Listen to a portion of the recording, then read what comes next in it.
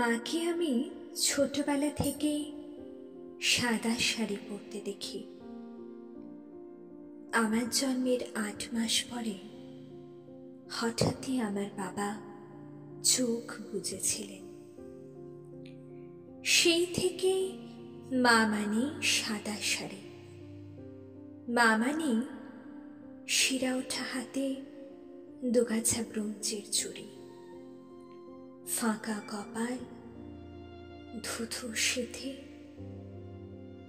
চোখ জুড়ে বিকেল, শুধু বিকেল। মার একটা বাক্স ছিল, একটাই সেকেলের ট্রাঙ্ক। মাঝে মাঝে মা যখন খুলতো বাক্সটা, ঝপ করে ন্যাপথলিনের গন্ধ উঠে আসতো ভেতর থেকে। আমি জোর করে এটা সেটা নাড়াচাড়া করে দেখতাম। কি সুন্দর একটা সিঁদুরের কৌটো। মা বলতো, খুকি, তোর বিয়ের সময় তোকে দেব এটা। কি সুন্দর ঝলমলে একটা বেনারসি। মা বলতো, তোর বিয়ে হলে তখন তোকে দেব। কি দারুণ দেখতে একটা সাবানের কেস। মা বলতো, এটা তোর বাবার। এই বলে মা হঠাৎই আনমনা হয়ে পড়ত। সাবানের কেসটা হাতে নিয়ে চুপ করে কি যেন ভাবতো মা। আমি হঠাৎ সম্বিত ফিরে পেয়ে দীর্ঘশ্বাস ফেলে বলতো, হ্যাঁ মা, এ আর আমি নিয়ে কি করব, তোকেই দিয়ে দেব। একান্নবর্তী কাকা জ্যাঠার সংসারে চোখের জলে মায়ের দিন কাটত। লাঞ্ছনা, গঞ্জনা, অপমান এইসব দিয়েই ভাত মাখত মা।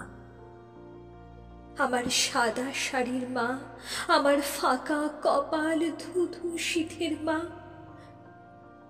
চোখের ছাওয়ায় আষ্টে পৃষ্ঠে জড়িয়ে থাকা বিকেল নিয়ে মা, আমার মা। অভাগীরও মাঝে মাঝে স্বর্গ লাভ হয়। আমারও বিয়ে হলো, ভালো ঘর, ভালো বর।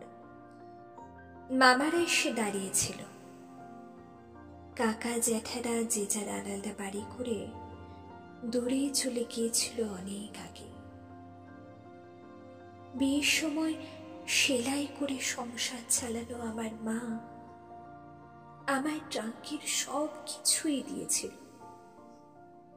শুধু ওই সাবান দানিটি ছাড়া। আমিও চাইনি। একলা ঘরের ছোট্ট তাকে চোখের সামনে রেখে দিয়েছিল মা সাবানের সেই সুন্দর কেসটা। পাশেই মা ঠাকুরের আসন। জামাই ষষ্ঠীর দিন দুপুরে বেদম খাওয়া দাওয়ার শেষে খাটের ওপর আধশোয়া হয়ে আরাম করে জমিয়ে সিগারেট খাচ্ছিল আমার বর। আমি আর মা রান্নাঘরে গল্প করছিলাম। হঠাৎ ঘরে ঢুকে দেখি সাবানদানিটাকে অ্যাস্ট্রে বানিয়ে তাতে ছাই ফেলছে ও। আমি চকিতে ছুটে ওর কাছে গেলাম, চিৎকার করে উঠলাম, এ কি করেছো তুমি? ও অবাক হয়ে তাকিয়ে রইল আমার দিকে। মা ঘরে ঢুকে বলল, কি হয়েছে, অমন চিৎকার করছিস কেন? তারপর দেখল পুরো দৃশ্যটা। আমার সাদা শাড়ির মা, আমার ফাঁকা কপাল, ধুধু শীতের মা, দু চোখ জোড়া হুহু বিকেলি নিয়ে মা।